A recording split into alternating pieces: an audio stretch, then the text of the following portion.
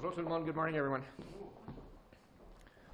Tu as parlé de l'importance d'avoir un processus dans lequel les gens peuvent avoir confiance. Pouvez-vous nous dire rapidement en quoi ce processus-là peut s'assurer qu'il n'est pas partisan pour la nomination de Mme? Les personnes qu'on a choisies ne sont pas des personnes partisanes. On avait 3 choix en tant que gouvernement. Sont des personnes publiques comme Conrad Siwi, donc des personnes qui ont une réputation publique déjà. Et puis, il y avait des nominations des juges, donc la juge Charon, qui était la nomination de la magistrature, l'Association de barreau canadienne, les doyens, les doyennes des facultés de droit du Canada avaient leur choix. Donc, on a composé, si on veut, le comité d'une façon non partisane. Et donc, chacun et chacune avec leur propre réputation. Et donc, ils ont travaillé très, très bien, très, très fort pour sélectionner une liste courte pour le Premier ministre. Donc, c'est un processus transparent, c'est un processus non partisan.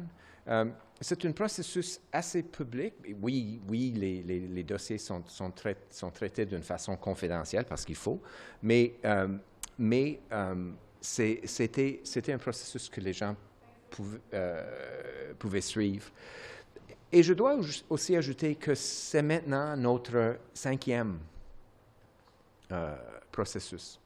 Et ça, c'est très important. Et le processus lui-même est en train de avoir une feuille de route. Et nous avons, je crois, fait 5 nominations d'une très haute qualité, des juristes exceptionnels. Et donc, on a, je crois que le résultat des 5 processus, et surtout le résultat d'aujourd'hui, sont peut-être la meilleure justification pour le processus lui-même. Indigenous people have a very difficult relationship with the justice system in this country. What impact will this justice nomination have on that, and what more needs to be done to rectify that relationship? Let me answer that question first. A great deal more needs to be done. You know, this is the imposition of a colonial legal system, colonial legal systems, common law, civil law on existing legal systems. A great deal needs to be done, both in terms of improving the legal system's comprehension, treatment, participation therein of Indigenous peoples, and we need to do more with respect to the revitalization of Indigenous legal systems, Indigenous normative systems. All of that's in my mandate, and I'm trying to do all of that. A lot needs to be done. This nomination today is critically important for both of those reasons. First of all, having an Indigenous jurist on the Supreme Court of Canada means that person gets to participate in the deliberations of those 9 people, the most important cases that are heard in Canada, and not the vast majority of them not on so-called Indigenous issues, the vast majority on criminal law issues, but in which Indigenous persons are implicated in a disproportionate way. So that's critically important for the Supreme Court. The Supreme Court has a precedential role throughout the rest of the legal system, so it's important for the whole legal system. But it's also critically important for the confidence that Indigenous peoples have in the legal system, the confidence that all Canadians have in the legal system, and our ability to attract and encourage other Indigenous jurists to either go to law school or to become lawyers or crowns or defense attorneys or private lawyers, and then to become judges, to apply to the bench, to apply to elevation to a court of appeal or to the Supreme Court. All of this is happening, but it's happening incrementally, and sometimes it's happening in a very low-profile way. Today's high-profile appointment means others will see that and say, oh, you know what, I might be able to do that too. Or I might encourage someone that I know who happens to be a pretty good lawyer and happens to be an Indigenous person who's been practicing for 10 years to apply for the bench. So it is, I think, critically important. It's a critically important day for symbolic reasons, but it's a critically important day for all of these substantive reasons too, and it helps move all of the process of reconciliation as regards the justice system forward. My follow-up is just on a different topic. Your colleague, Minister Miller, has expressed an openness to review a 2015 decision regarding the Catholic Church's financial obligations to residential school survivors. Have you had any discussions on potentially reopening that or reviewing that agreement? I am well aware of the file, and I work hand in hand with Minister Miller on the issue. He has spoken to it. I'm going to work with him and see how the process unfolds. I agree with Minister Miller that the decision taken to, quite frankly, let the Catholic Church off the hook was, I think, not a decision I would have made had I been in the role of Attorney General at the time. Je peux aussi vous poser une question sur un autre sujet. Hier, près de votre circonscription à Montréal, 2 fusillades en plein jour dans des endroits abondés. Est-ce que la situation vous préoccupe présentement? Je suis une Montréalais.